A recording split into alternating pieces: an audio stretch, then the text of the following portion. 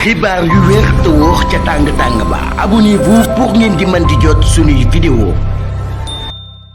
dal leen ak jàmm seen chaîne bi di Buzz 221 HD kii di Me El Hadji Diouf di ab avocat bu kenn dootu présenté ci réew mi di Sénégal démb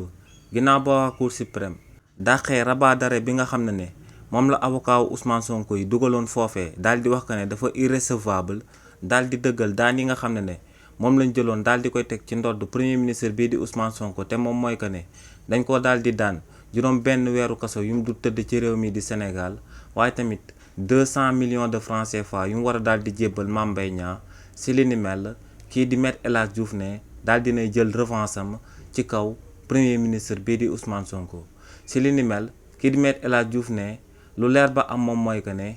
ci coow li nga xam ne moom moo jaaroon ci diggante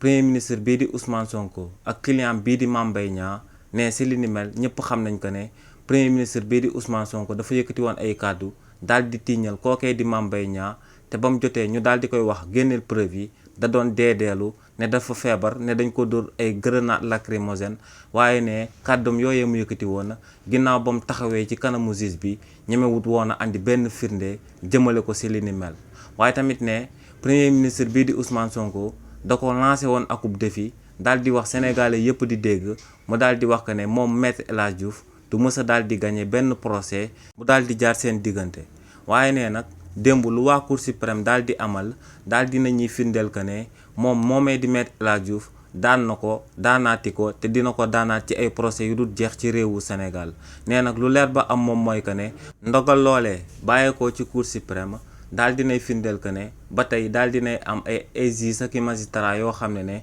dañoo libre indépendant ba noppi daal di tëddee njaaxaanaay ne lu leer ba am moom mooy que ne justice réewu Sénégal démb wane na dooleem daal dinay wane dayoom jëmale ko ci premier ministre boobee di Ousmane Sonko bi nga xam ne dafa daal di foog ne moom réewu Sénégal. xibaar yu wér te wóor ca tàng-tàng ba abonnez-vous pour ngeen di mën di jot suñuy vidéo.